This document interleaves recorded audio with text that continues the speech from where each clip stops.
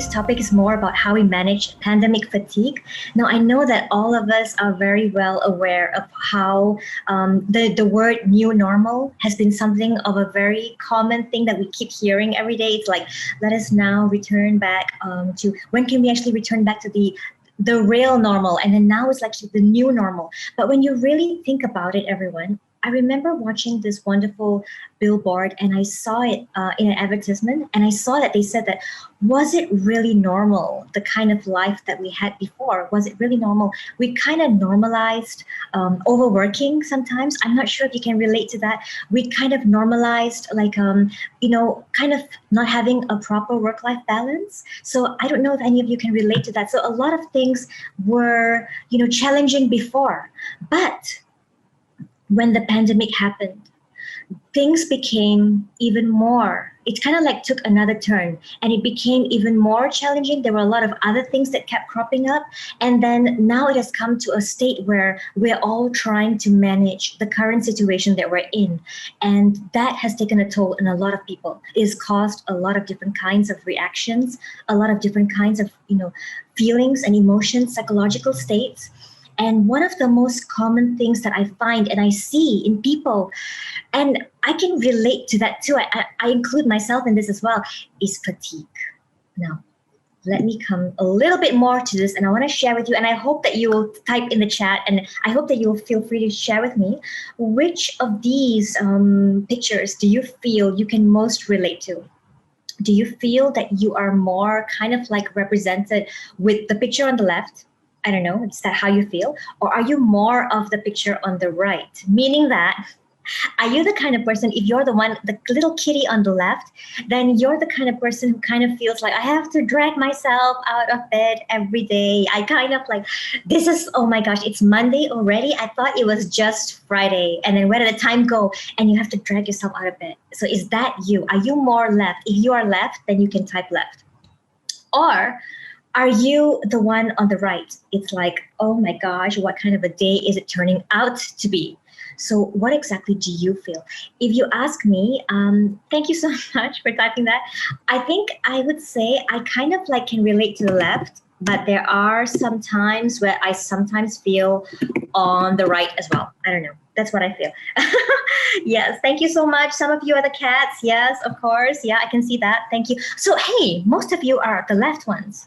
Okay, so that's interesting because it means that when you wake up in the morning, you already know that thank you for sharing another kitty cat we have here. So you already know that I have to drag myself out.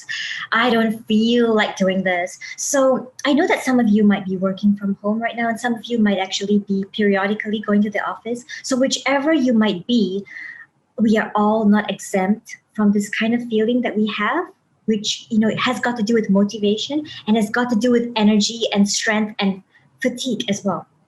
Now, let me tell you a little bit about this, which has got a lot to do with fatigue. Now, I want to ask you to see which stage you really can relate to. Now, there are 5 stages of burnout. So the first stage is this. Can you think back about a time when you first started working? Right? And if some of you are married and have kids, can you think about the time when you first started having a kid, or you first started, living together? So think about that. That was the honeymoon phase. Everything is just somehow extra bright, extra green. The grass is extra green. The sky is extra blue. And you just feel extra like, yay, I can't wait to start the day. So this is like, wow. And then you get your job, and then you have a job, the first day of your job. Okay, think about that. Do you ever feel like, oh my gosh, another meeting? Sure. What's next? Do I have another meeting to do? What is on my schedule? What is on my to-do list? Let me check my organizer. I'm going to go to MPH and buy a nice new organizer. I'm going to do this. I'm going to do that. So can any of you actually relate to that? Because I can. I can relate to that. I know that my first time working, I was like, oh gosh, I'm so excited. I can't wait to start working. I'm like so excited about this task and that task, and I have this and that. Sure, you want me to do some extra stuff? Yes, I will do it. And then that's the honeymoon phase. Then slowly it creeps into a state called stress. So this is when things get a little bit overwhelming. You can kind of feel the crunch and you are like, I think I feel a bit stressed now. Okay, I don't really feel like checking my calendar, blocking right now. So I think I'm just gonna try to just take some breaks in between. This is getting a bit too much. Oh, okay. Now the third stage. This is like progression, by the way, okay? So as I'm sharing this with you, I want you to kind of think about where you were before and where you think you are now, all right? So now the next stage is this. You're like, oh my gosh, this is too much. This is like getting chronic. I feel burdened. I don't like it already. This is chronic. I feel like it's too much stress. It's overwhelming. Okay, so that's the chronic stress. You tend to feel like more tired. You wake up in the morning and you're like, I feel like going back to bed. Okay, now the fourth one. This one, many people miss because we are all very familiar with stress. We keep saying that, like, stress, I feel so stressed, man. This is like so stressful. Working like this is so stressful. Having a job and juggling with home and kids and, having to juggle with house chores. And it's so stressful. We are familiar with that. But do you really know if you're experiencing burnout? There are scales and questionnaires to actually find out if you're burnt out. So we have a scale called Maslach Burnout Inventory. There's so many kinds of scales for that to know if you are really at this stage. Now, how to know if you're at this stage? There are certain red flags to look out for. Are you the kind of person where you feel like, oh my gosh, I can't remember my assistant's name? This is a true story, by the way. I was talking to a friend once in the office, and we were talking about something, and I was like saying to her that she was saying that, hey, your assistant is going to be, she's going to be leaving soon. We're going to have you a new one. I was like, what? She's leaving? How is? And then I couldn't remember her name, and I was like, gosh, I don't understand. Why don't I remember her name? And I felt like, what is going on? Why it's not registering? Now, this is one of the signs of burnout. Now, I don't know if you've ever experienced that before, but usually if you've been working for some time, it's like you may not be exempt from that. You might be able to relate to that. So it's like when you start forgetting names of people who you normally know, when you start forgetting birthdays. Oh my gosh, I was really guilty of that this year. I already forgot my very close friend's birthday. And it didn't go well at that time because she was really hurt. So I don't know if you can relate to that. Now, that is another sign of burnout, by the way. Another sign of burnout is when you wake up and you feel like your arms are aching and your legs are aching and you just feel so like you're literally in like physiological discomfort. And you feel a sense of like gases or acid. Like you feel like your stomach feels very acidic. Like there's a lot of like gastric juices flowing inside and you feel kind of bloated. That's another sign as well. It's psychosomatic symptoms. Psychologically, it's manifesting out physiologically. Now, another one I want to bring to your attention. This is the last one, okay? The last stage. It's called habitual burnout. Now, this one is when you're so used to burnout. You're so used to being stressed that you're like, man, I just got to do this. This is my life. This is how it's supposed to be. And then you have family members. Okay, this is how you know if you're in that stage. Family members and friends are telling you stuff like, I think it's time for you to eat right now. You haven't eaten. It's 5 p.m. If you haven't had your lunch. Anyone here can relate to that? Anybody here haven't had your lunch yet? Okay, so go grab your lunch, please. So it's like, friends and family are reminding you about stuff like that. And then they're telling you that it's 3 a.m. You haven't slept yet. Or they're telling you stuff like, you haven't drank water since morning and it's now, 6 p.m. And you're like, I know, I have meetings, okay? I have to do it. Now, that's how you know it's become habitual because it is become ingrained in you that even now it's your new normal. It's your new normal. You have normalized it. So how do we manage that? That's why we are here today. I'm so glad to share with you this. By the way, if you want to share anything, please feel free to type in the chat as well. I would be so glad to see that. So I really wanted to let you know a little bit of insight about what we're going through here. I just wanted to share with you a little bit of insight. This is a little bit of statistics in Malaysia here. So did you know that this is our stats right now? We have about 500,000 Malaysians who are depressed. By the way, this is not like the the very latest stats right up to today, but I thought it was kind of interesting for us to see that the number of suicide attempts and the number of mental health problems among adults in Malaysia. Now, if you look at it worldwide in WHO as well, it is something that is very prevalent and it's something that is really increasing. And they even said that depressive symptoms and anxiety, these are going to be some of the leading mental health issues or health issues coming soon. So you can see that already happening with suicidal attempts and everything. Now, it doesn't happen overnight. That's what I really want to share with you.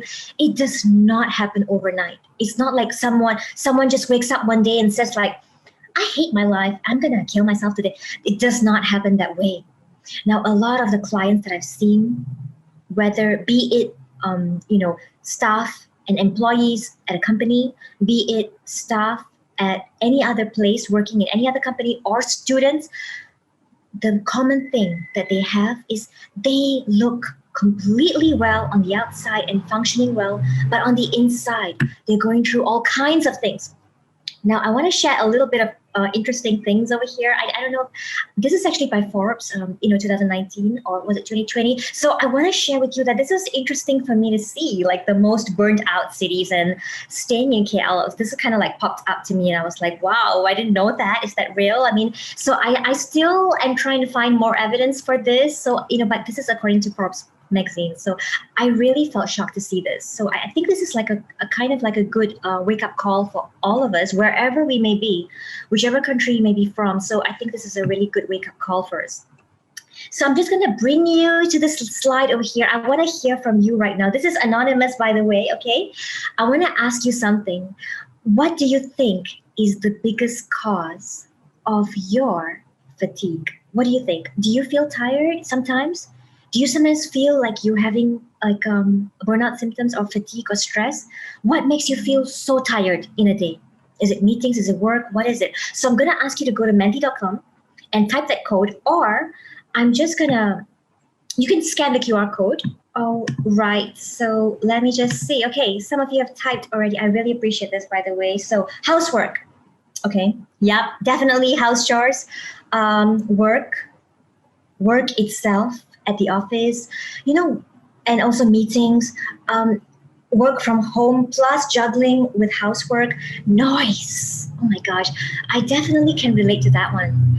I had a lot of drilling happening in my neighbor's house, and during webinars, that's not so fun. I'm just so blessed that it's not happening today. And teammates, yeah, definitely. Sometimes, dealing with team, at the workplace, time management, overwhelmed boss. Okay, expectations. That's true. This expectations is a very interesting word, by the way, because it's expectations by others, it's expectations from your own self. It could be ourself as well. We're not up to our own expectations. It can be others' never-ending text messages.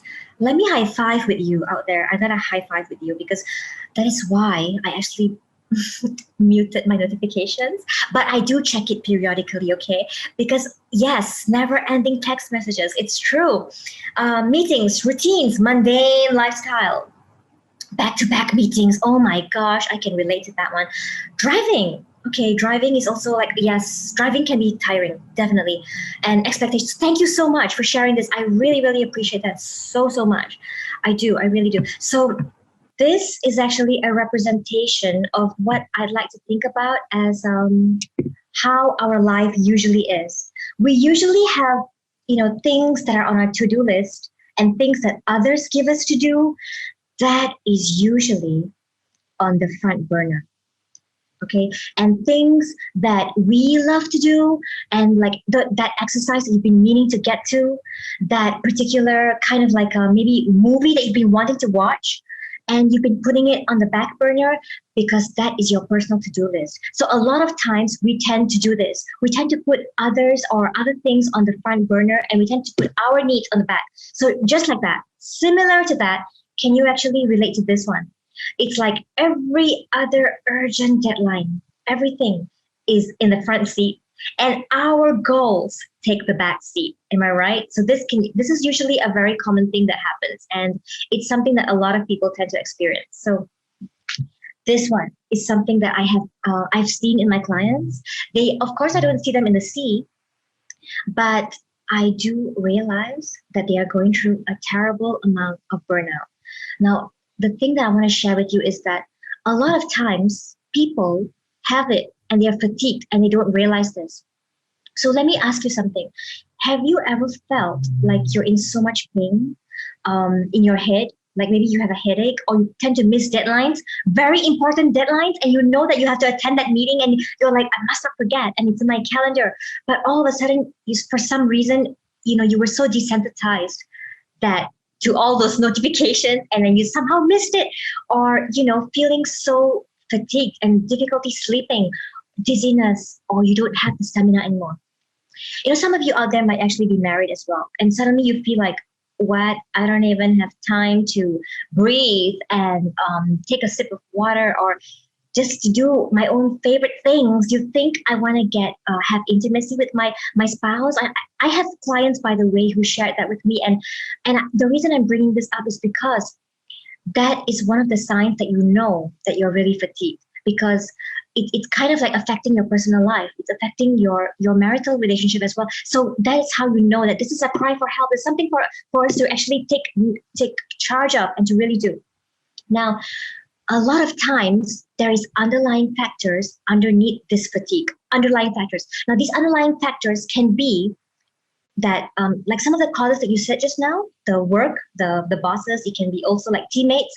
But beneath that, let's go beneath the iceberg, everyone. Let's go beneath the iceberg right now.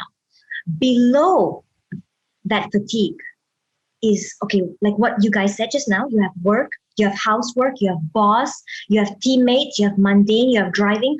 Below that, let's go deeper below that. What about the teammates is really causing that fatigue in you? Is it they're not cooperating? They're not being a good team player? Is it because their attitude, their character, they're causing you that stress? So go deeper. What about their attitude is causing you fatigue? Because it makes us feel sad. It makes us feel offended, or it makes us feel unappreciated. It makes us feel overwhelmed, and it makes us feel discounted. There's so many other kinds of things. So I would like to ask you to actually, like, for every cause of fatigue that you mentioned just now, if you can think within yourself, what exactly about that cause am I actually fatigued about? Is it their attitude? What exactly about that attitude is causing me fatigue? Is it because I feel hurt? I feel I feel like like I'm not cared about. Because when you know the root cause, then we will go into the how. Okay, so this is something that we're kind of wishing we feel. Okay, so coming away from the fatigue and coming to this, and how do we actually do that? So before I go more into that, let me tell you the why first. Okay, the why, real quickly. Why is it so important for us to actually do something about it? Why? Do you know that in our DNA, we actually have, in our chromosomes, we have something called, at the end of it, we have something like a protective casing, and that casing is called telomeres. Telomeres are this protective casing at the end of our DNAs that are very important for our longevity. It's very important for us in keeping us healthy, in helping us with our immune system, and so many other kinds of things. Now, what happens when we are stressed and then you feel fatigued and you go through that 5 stages of burnout is that it can cause that telomeres to get shorter and shorter and shorter. And when it becomes shorter, it can affect our lifespan. It can affect your immune system. It can speed up aging. So physiologically, this is like happening inside us every time we get too stressed and fatigued. And that is why we gotta do something about it. I know that you will see a lot of people looking like the picture on the left. Can you see that? The picture on the left. So a lot of colleagues of yours, or even you, might be looking like the picture on the left over here. But in reality, they're in the middle. They're like putting on a kind of like front, trying to mask it. But deep down, they're really suffering like the one on the right. That is a desperate cry for help. Whenever someone says to you, like, is it okay if I can like talk to you for a while, if you have time, just like for a quick, I'm so sorry, by the way, I'm so sorry to disturb you. I know you're busy, but is it all right? Now, usually that's a cry for help. And they look like the one on the left, but they're really the one on the right. Or maybe is that you? Do you feel, can you relate to that? Let me share with you the biggest misconception, and which is what a lot of us, in mental health practicing, we try to kind of like we try to raise awareness on this. There's a biggest misconception is like people look on Facebook and they're like, no, she's not fatigued. She's not stressed. She's fine. There's nothing wrong with her. I mean, are you concerned about that colleague of ours? No, you should see her Insta. She's like so active. But let me tell you, that does not equate to their mental health and their current fatigue level, or how they're functioning. It does not. That is just a front, or maybe that's just their way of coping. That's what they're putting out there to cope. But it does not reflect exactly what they're going through inside. They could be going through so many different kinds of things. So please know that whatever you're going through, whatever you're feeling, you are important. And you don't have to have a terminal illness in order to be counted as important. If you feel stressed or fatigued, that is important enough to be taken seriously. Seriously, I gotta tell you that. Serious. So can you relate to any of these symptoms? I don't know. Can you relate to that? Because there are certain symptoms that you can see. All right. So we have some in the left, in the right, and in the middle. So can you actually relate to that, my dears? Let me try to ask you. If you can also share with me, okay? Is it like the one on the left? Is it the one on the right or the middle? What do you think? Which one can you kind of relate to? By the way, it's just it might be just one or two that you can relate to. Okay, I'm going to start. Okay, I can relate to the one on the left, definitely. Sometimes I feel excessive guilt. If am I really doing enough? I don't feel like I'm doing enough. Fatigue, yes, definitely. Eating habits, sometimes. Okay, sleep, and sleep sometimes. What about you guys? What do you think? So I do have a question that came true. I think it's very interesting and it's nice. Thank you so much for sharing that. How do I talk to someone who is fatigued and trying to get help through us? So that's so sweet of you, by the way, Malati. I think that's really nice of you to say that. It shows that you really care about your friend. How to talk to someone who's fatigued. And that is exactly what we're going to get through in just a little bit. I thank you for that, by the way. Heart palpitation, right? Okay, thank you for sharing that so much, by the way. I really appreciate some of you sharing that. You can relate to the heart palpitation. Exhaustion, mind not rested. Yes, that is very true. So I just want to share with you a little bit about what these symptoms kind of can be, they usually are associated with. By the way, a little disclaimer, when I share this with you, it does not mean that you have it, yeah? I'm just sharing with you that this is an indicator of something that a lot of people, that it's associated with particularly some kind of mental health issues. So let me share with you. These are some of the symptoms. By the way, before, it does not at all mean that you have it, okay? I'm just sharing with you that these are some of the symptoms that is associated with these mental health issues. Before somebody would actually be diagnosed, it's not enough if you go on websites and you start checking on checklists. It's not enough. You really have to have a proper professional practitioner diagnosing you, because we have to look at so many other things. It's not just like a checklist. I'm restless. I'm fatigued. This is me. And then I have anxiety. No. You have to look at the frequency. How often do you have it in a week? How often are you feeling it in a day? The duration, how long does the symptoms last? Are you able to function, or are you totally not able to function? All of these things are very important, not just the symptoms, okay? So, and by the way, so I'm going to share with you that there's something called the prefrontal cortex. And this says that why do we make certain decisions that you sometimes regret later when you're fatigued? So a little bit of tip from me is, don't make any decision when you're too happy, when you're too sad, when you're too angry, or when you're too tired, even when you're too happy, because that's when we overpromise and that's when we underdeliver. So that can cause the cycle of fatigue to come in again, because there's something called the prefrontal cortex. It's at the front of our brain area. So what happens is this area is very responsible for decision making and planning and goal setting. So when this part is like, when we're too overwhelmed with emotions, this part doesn't function as well and as its optimum. So when you're in a state of calmness, then that's when this part is activated in a very good way. So when you're really having too much emotions or fatigue, it's best not to decide on sending that angry email or sending that angry message. Don't do that on that time. Give it some time to think about it first, okay? I just want to share with you a little bit more about this as well. This is how it happens, the fatigue. It doesn't just happen overnight. It happens over a stage of progression whereby in the beginning you kind of feel like, gosh, I want to work harder. I want to prove myself. I want to show my boss I can do it. Then you start to neglect personal needs.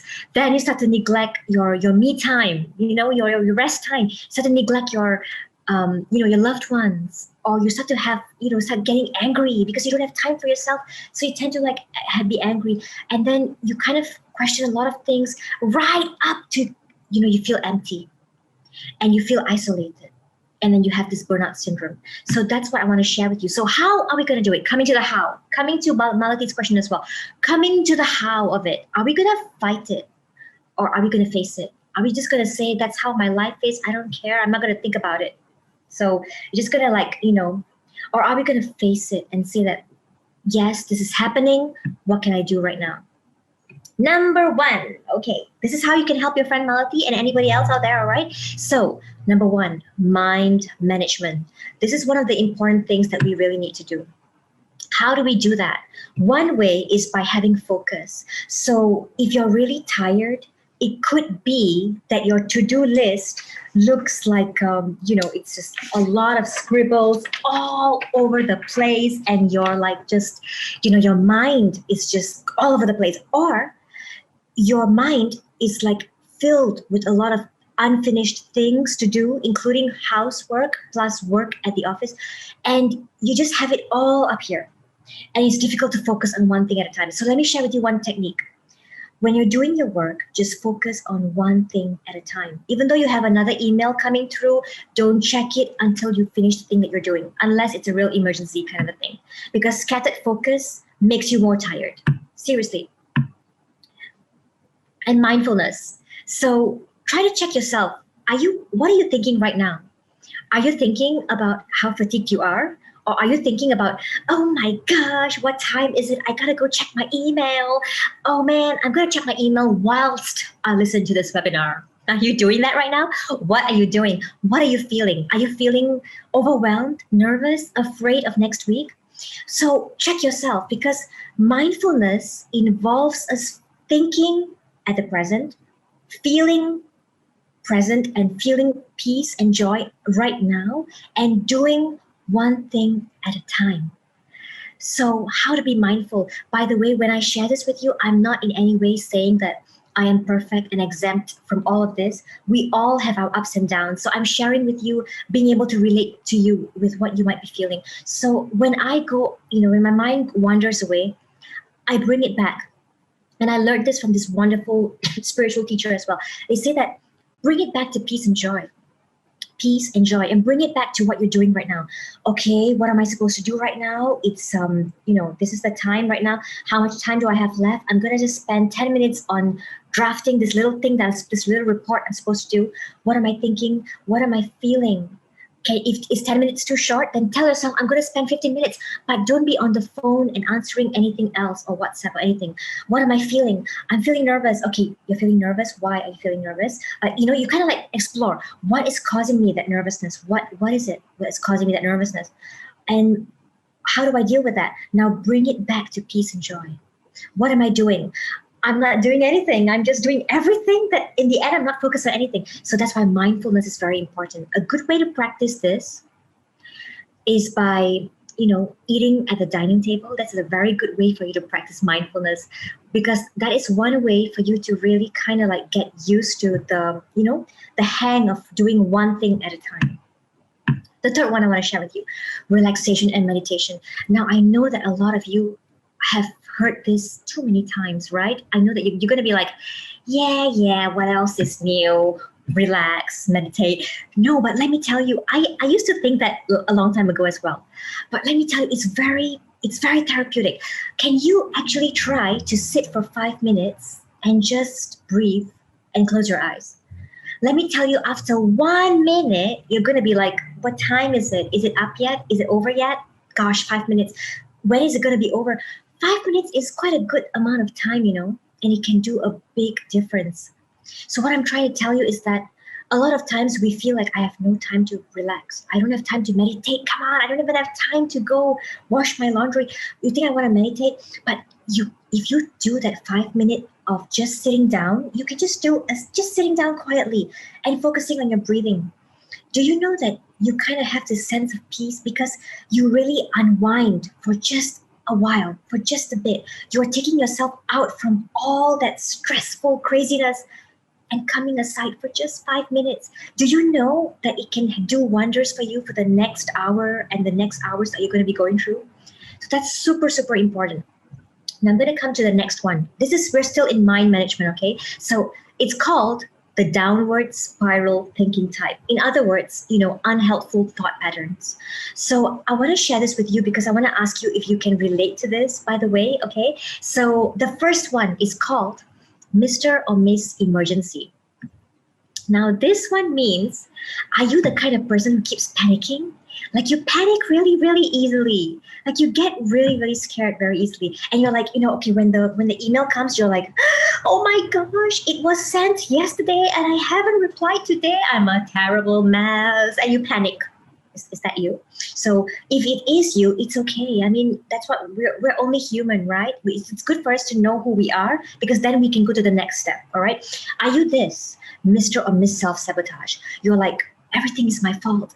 It didn't go well in the meeting yesterday because it was my fault. I sent that report in, but oh man, I should have done better. That was bad. Are you that? You self-sabotage yourself all the time. The reason I'm sharing this with you is because our thoughts can play a very important role in causing us this fatigue during this time that we're going through. Or are you the kind of the person who's like, either everything goes well or I'm a failure. That's black and white. Either I do this webinar perfectly or I'm failed. Either I reply that email immediately within 5 minutes or I'm a bad employee. Can you relate to that, Mr. or Mrs. Black and White? So which one are you? The bottom one is very common, especially if you're a team leader, okay? All the team leader supervisors out there, can you relate to this? Mr. or Miss Superhero. It's like you're supposed to delegate to your team members, but you're like, if I don't do it, it won't be done properly, so I'm going to do it. If I give to others, they're not going to do a good enough job. So that's the should thinking style. I must do it, superhero. The last one here, there are actually so much more, but I just want to share with you the most common ones. The last one here is very common as well. Imposter syndrome. This is the one where you're like, oh, I think my boss is going to know that I'm actually such a terrible employee. They're going to regret why they hire me. That's called the imposter syndrome. Constantly filtering all the good things about you, only focusing on the bad stuff.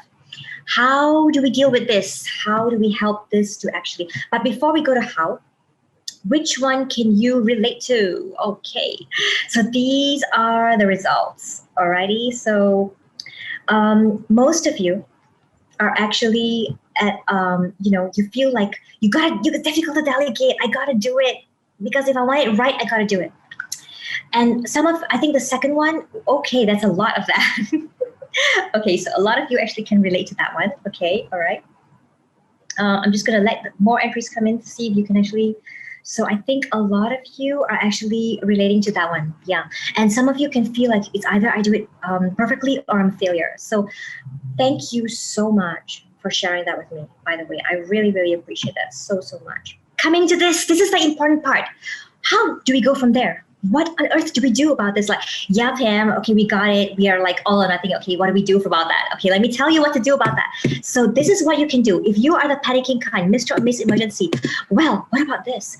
Telling yourself using this technique called the yes, but technique. Have you heard of it? The yes, but technique. So it goes like this. Yes, I'm freaking out. Yes, I sent the email late, but I'm only human. Am I right? I got it. I'm strong. I can do this. It's fine. In fact, a colleague just told me just now, and I really appreciate her for telling me that, Pam, no matter what happens, you're human. You're trying to work from home. That was very comforting to hear, by the way. Shout out to Sabina. So thank you so much. So, I just want to share with you guys that tell yourself that self-talk is very important. I'm strong. I got this. I'm going to be fine. No matter what happens, it's going to be cool. Now, if you're the other kind of person, self-sabotage, always blaming yourself, tell yourself that I'm going to change to become a Mr. or Miss Opportunity. Yes, I haven't been so consistent, but it's not too late. This little change of changing the way we have an internal dialogue with ourselves, it can change the way you feel, and it can change the way you think, and it can change the way you behave, and it will change your tiredness level because you're like not so hard on yourself. The one who has the all or nothing.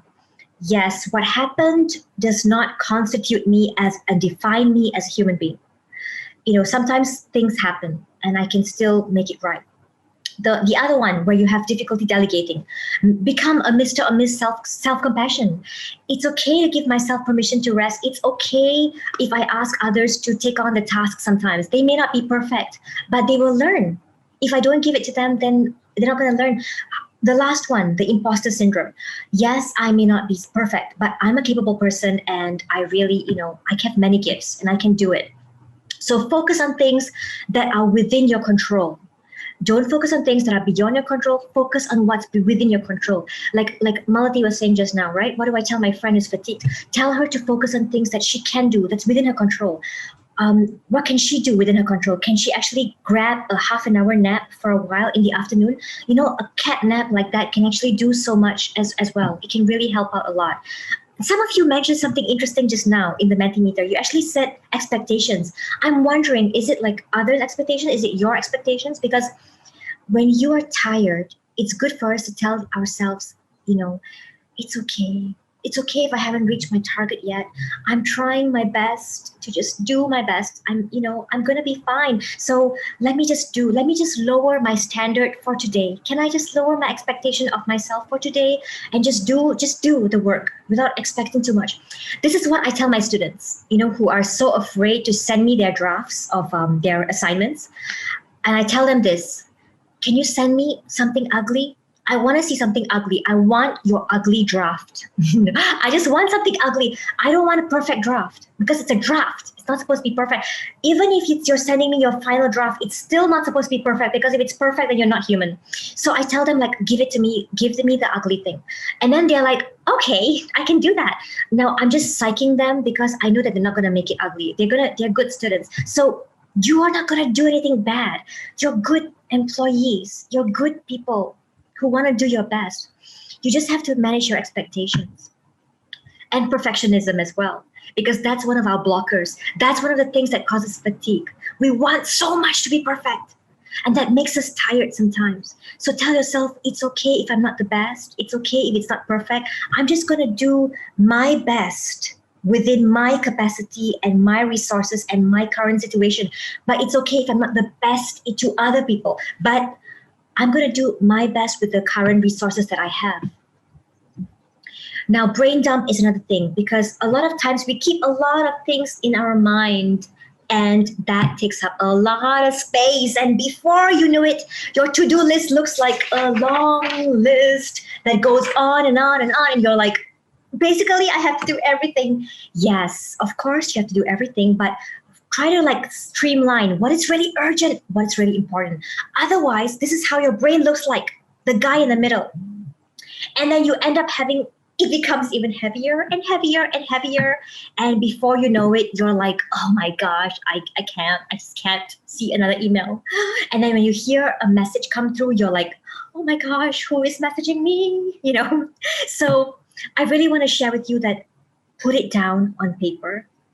Whatever that you're thinking, really write it down. If your organizer is not big enough for it, that's why I've given up on organizers.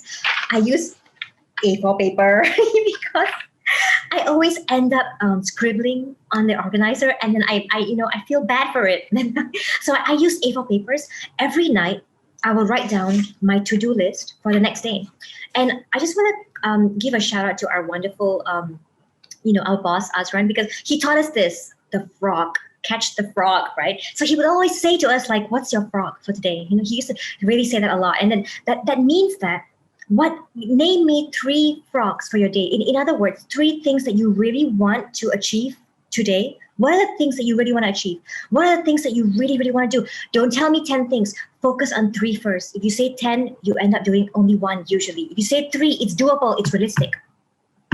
And why do we need it? Now, do you ever feel like your boss gives you a task to do, right? Or a project to lead?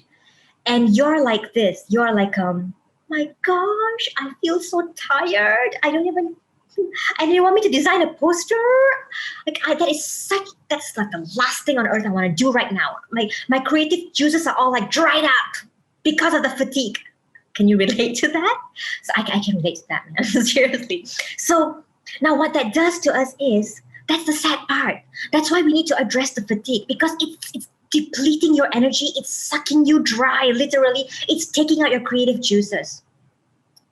Because in life, and in a person, just like you have Wi-Fi bandwidth, like you have like unified time or anything, we also have something in us, and it's called psychic bandwidth. Psychic bandwidth means we have this kind of like amount of creativity and zest and passion and flow, and getting in the zone in us. That, have you ever felt so psyched up? That's why they have the word psyched. I'm so psyched up, man. I'm not tired. I'm on a roll. I'm having this momentum. Now, have you ever felt that way before? So if you felt that way, you would feel like, I'm not even tired. I just can't stop. I'm like so excited, Now that's what happens when you're in psychic bandwidth, when you're in the zone. You need that space and time. But if you're tired and fatigued, it's difficult to have that. So how to have that? How exactly? Make sure that you have at least 1 hour a day where you do creative things, where you allow yourself not to check your phone, and you really like get into your own passion. It can be your hobby, or it can be your work related stuff. Like you allow yourself 1 hour. What am I going to do, man? What am I going to do about this report? How can I make it so like, phenomenal and different? That's, I do that usually. Like I give myself some space and time when I'm working on a project. I give myself that craziness time.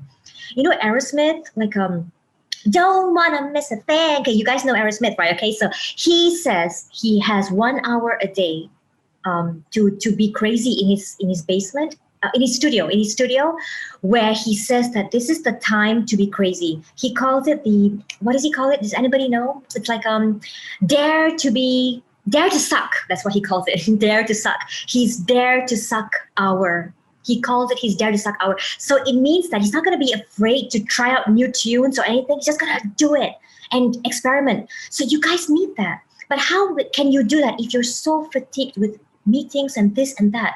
You need to schedule in at least 1 hour a day. If you can't find an hour, at least half an hour. Can you find half an hour? Or if you can't find half an hour, at least 15 minutes for you to be just with you, because you have potential, but it's being underused because your mind and your brain and your body is being overused in other areas. You got to get in the zone, everyone. You got to get in the zone. This is the part that I really need you to know that is very important for you. Okay, this is super, super important. Second part we're going to come to is called time management.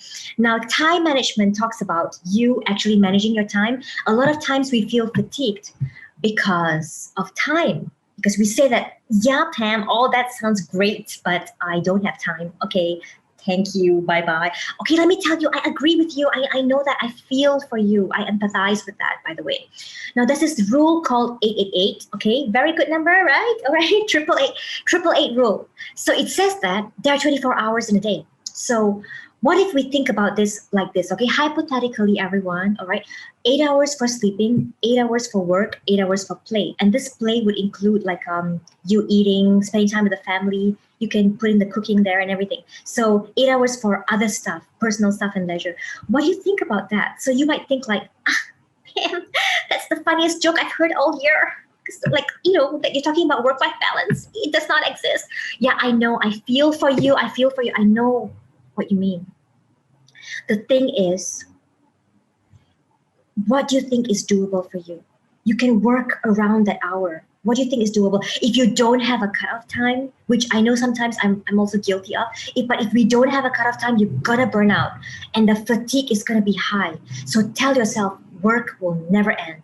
Even housework never ends. To quote my mom, she always says that housework never ends. So it never ends. So tell yourself, I gotta stop still. I gotta stop. I have to have a cutoff time. If you don't, you would have that fatigue and it's gonna be so difficult.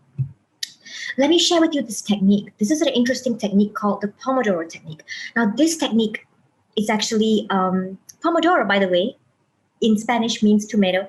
This guy thought about the technique in the kitchen, right? So he was looking at the kitchen, he was feeling so stressed, and he was like, I think I'm going to use this timer to help me manage my time well. So I'm going to set the timer for 25 minutes. So for 25 minutes, I'm going to focus on what I'm doing. And this means airplane mode. Or if you don't want to do airplane mode, I usually do silent mode. I just put it on silent and mute notifications. Now, 25 minutes of focus time. Do you know something? You will finish a lot of work when you have that total focus time. But you need space to do that in your house. You need that. You need that kind of like space to do that. And then when you can focus for 25 minutes, you take a 5-minute break. And then you do another 25 minutes of focus time and then a 5-minute break. If you just try it out, everyone, I tell you, when you do that, it becomes so, and this 25 minutes is not for you to check Facebook or to check, your emails. It's not, it's for you to do your work. So do that. We do that. We learn about that when we're writing, theses or research or anything like that. Okay. The third one, energy management. I learned this also from a very wonderful speaker as well. And it says that we have time management. We have mental management. What about energy? This is totally the important thing. Energy management. We need to eat food for our body, right? Okay, physical food. We know that. Do you know that you need food for your soul, your spiritual, for your spirit? You need to build up on that as well. So, keeping in touch with the spiritual side in you is very important. Praying, having prayer time, or reading a holy book, or reading something about, self-development, spiritual food is very important. Books like Chicken Soup for the Soul, or, some of you are very, very much more spiritually inclined. You can actually, having that quiet time with our Creator. It's like, what better time to get that spiritual food, mental or emotional food. Now, this is when you actually put time for you to feel good for yourself, to actually have very nice, relaxing, emotional, very nice time. Now, this involves you also learning how to say no, because sometimes the problem is we don't know how to say no, and that can be depleting your energy. So that's another thing that I really want you to know. And this is something else that I really, really want to bring to your attention, okay? Digital detox. Please, everyone, you need time away from this device and your laptops, because that can cause mental fatigue, eye fatigue as well, and your body as well. It's very amazing. It can affect your back, because I know that okay, it's posture and everything, but do you know that when you're in that position like that for a long time, it also can really affect you holistically? So I want to share this very important thing with you here. And this is called human management. And this is the last one, by the way. So this is where you're living with kids, you're living alone, or you're living with a spouse, or, or you're living with roommates. This is something else that can be sucking your energy out, and you got to do something about it. Okay. So human management. This one has got to do with relationships. And this, we might actually need a whole other set of part 2 webinar for that, okay? But I just want to tell you that managing your relationships is important. If you try to make sure that you respond to situations and not react. Because a lot of times, sometimes when you live with people, they can say things and do things that irritate us or annoy us. But respond and not react. Respond means you take time to think before you speak, and you really respond in a way by using I statements, which means like, I felt hurt when you did that, rather than, why did you do that? You are so selfish, stuff like that. You say, I felt hurt when you did that. This is how I felt. So I just want to share this with you. It's a little bit to share with you. So to recap, mind management, time management, energy management, and human relations management.